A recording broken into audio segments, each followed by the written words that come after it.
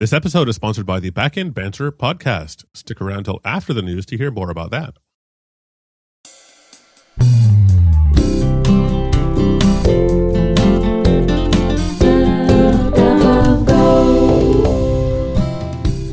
This is Cup of Go for November 10, 2023. Keep up to date with the important happenings in the Go community in just 15 minutes per week. I'm Jonathan Hall. And I'm Mihai Todor. Hi, Mihai. How are you? Hey, Jonathan. Doing okay. Happy Friday. Thanks for stepping in when Shai couldn't join us. He hopes to be back next week, but until then, we're making do. And we have a celebration this week. It is Go's 14th birthday. Whoa!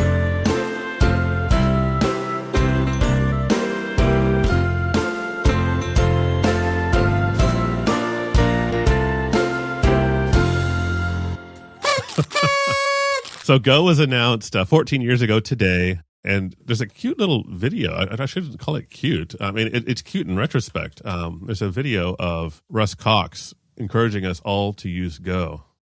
Go is a fast, fun, and productive language, and we hope you'll try it. Oh, that's great. Should use more Go. Check out that video. I'll have a link in the show notes. Anyway, happy birthday, Go. Happy birthday. So to celebrate the birthday, Go recently had a security release. Do you want to tell us about that? Sure. So there was a very minor release, Go 21.4 and Go 2011, and it contains a bunch of fixes around Windows path handling. So this is probably only relevant for people who are on Windows and run Go on Windows.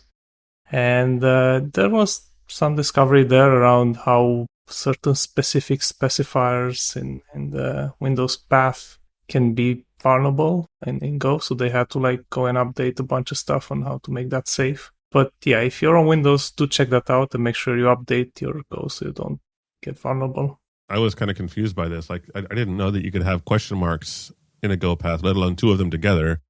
But I don't use Windows, and I certainly don't run Go on Windows. Yeah. Even if you don't use Windows, though, you should probably update. There were a few other bug fixes in this security release. They aren't security related, but there were a couple compiler bugs, minor things, like 3 or 4 things. So still a good idea to update, but if you're using Windows, definitely update. Yeah, always update. And there was a new proposal about dead code command. Would you like to talk about that one? Yeah.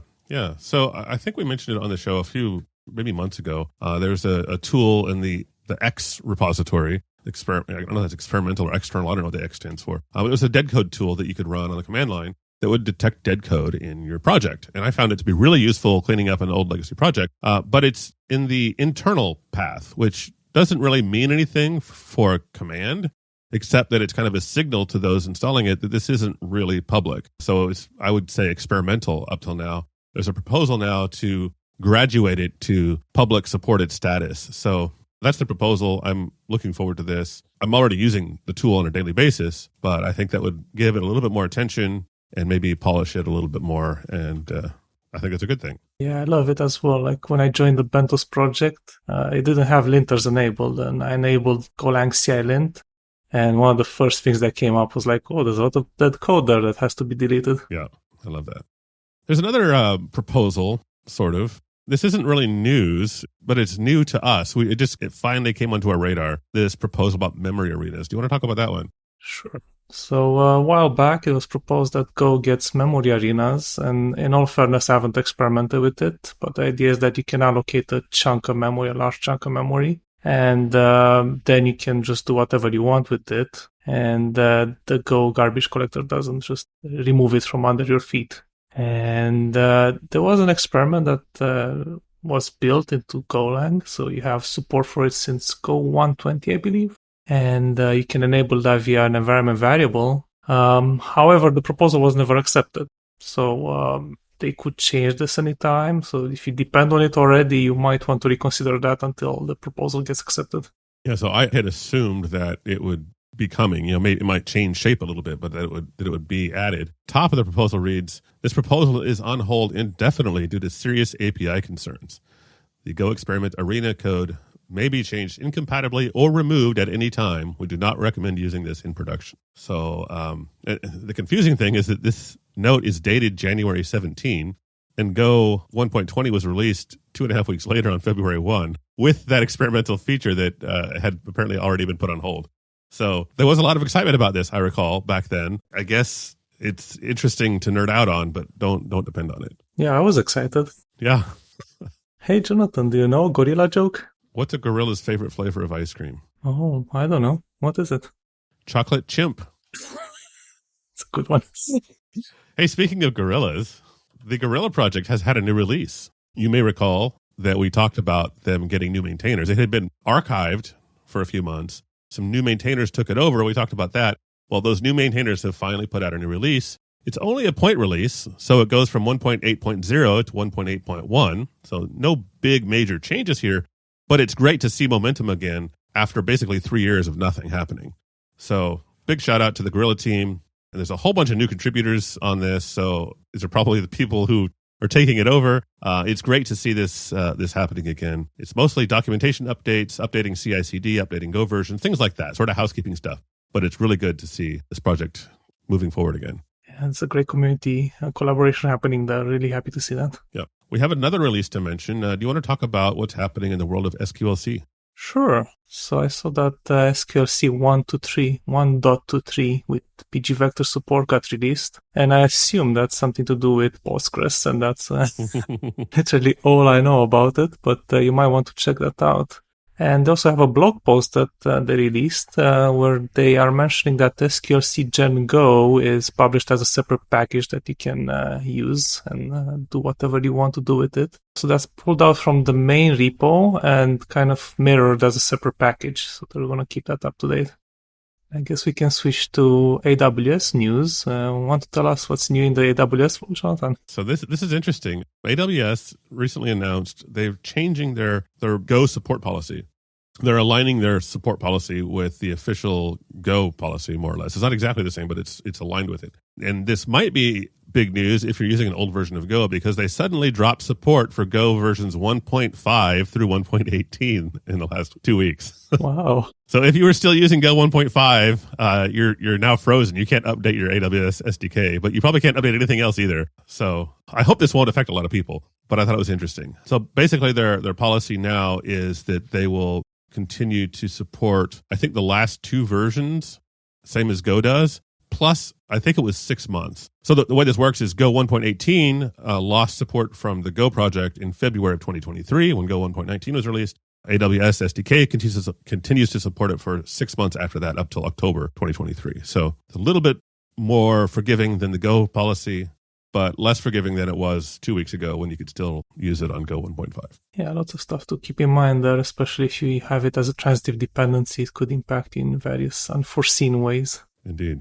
And you noticed something about a package I'm not familiar with, but let's talk about Sarama. I don't even know what it is. Would you tell me what it is and what's happening in that world? Sure. So Sarama is a beast, and if anyone uses Kafka from Go, then they're probably familiar with it. And Kafka has a long story in Go because there's like multiple libraries out there that give various flavors of support for connecting to Kafka and reading data, and Sarama is probably the most popular one. And it used to be owned by Shopify, so they developed it. But then for whatever reason, they decided to kind of switch away from supporting this library, and they abandoned it for a while. And then IBM stepped in and they were like, hey, we can take over. So it got transferred to IBM, which is great. Now it actually has active support for it. And it got a new release. So you might want to update your dependencies and pull in this new version of it.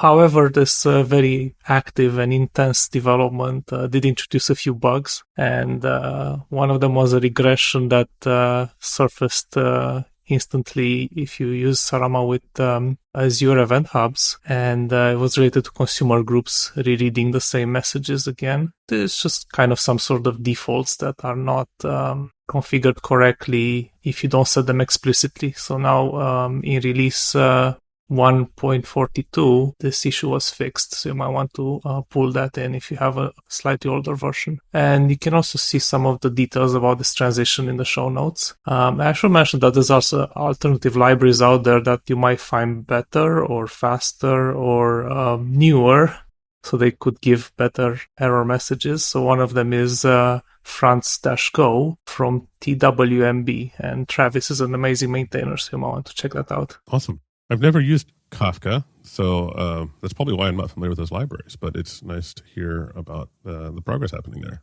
Yeah, and I should mention that the official Confluent library uses CGO, so that's one big reason for people to look for third-party libraries. Well, let's move on to, we have a couple items more from the community, less newsy, but still worth mentioning. One I thought was interesting was a thread on Reddit. Somebody asked for recommendations for YouTube channels and content creators to follow about Go. And Kappa Go got a couple mentions in the thread there. So that was kind of nice. I went, of course, and upvoted those. But there's a lot of other really valuable content mentioned here. Some YouTube channels, some books, mailing lists, things like that. So if you're looking for other Go content to consume, check out the show notes. We'll have a link to that Reddit conversation in the description so you can follow up and follow some other great Go content creators. Yeah, that reminds me of awesome lists on GitHub. Oh, yeah. We should put that in the show notes too. And we also had a conversation, actually you and I were both involved, we weren't the only ones involved, over on the RANDS Slack. If you're not already on the RANDS Slack, you should check it out. We'll have a link to sign up to that too. It's a Slack for sort of tech leadership type folks. But we had a conversation in the Golang channel about when or if you should use close explicitly when opening files. And you asked the question. Why don't you tell us what was going through your mind, what you were trying to learn, and the conclusion of that conversation? Yeah, so since I started using Go years ago, I always knew that you have to call the close method when opening files. Not just files, like there's other places when it pops up. Like, for example, if you make a HTTP request, you have to close the request body. It's kind of a pattern that I look for when I do code reviews. Now, somebody was asking in another space, hey, you can just not call close when you open a file, and the garbage collector should just claim that memory for you and close the file. I'm like, wait, what?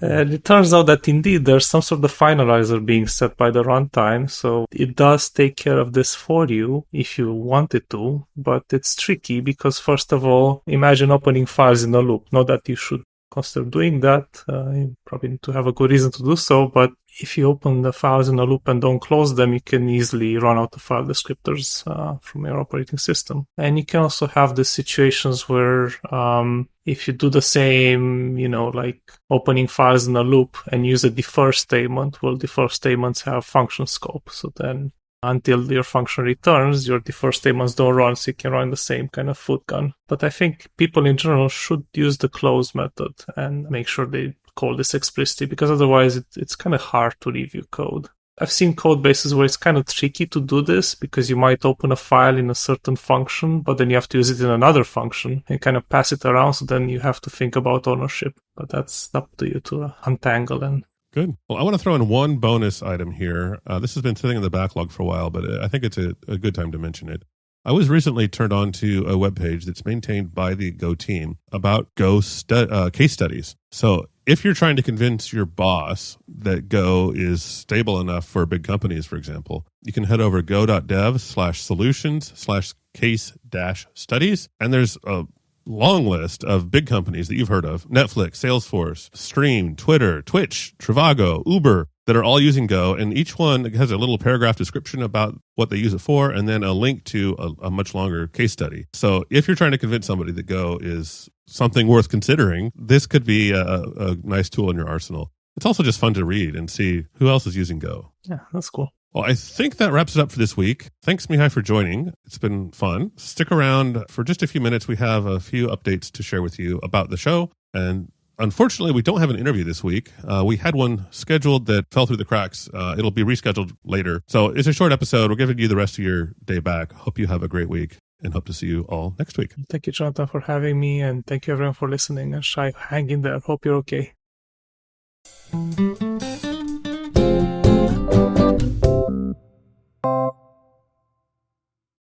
If you are a backend developer, you will enjoy the Backend Banter podcast with our friend Lane Wagner. The Backend Banter podcast is the show's sponsor this week, so I really want to give a big shout out to them. Check them out. I know you like to listen to podcasts because you're listening to my voice right now, and there's a 90% chance that you're a backend developer, so it should be relevant to you. Lane Wagner is also the founder of Boot.dev, which is a great online gamification learning platform if you're trying to level up your backend development skills in either Go or Python. Boot.dev is a great resource for that.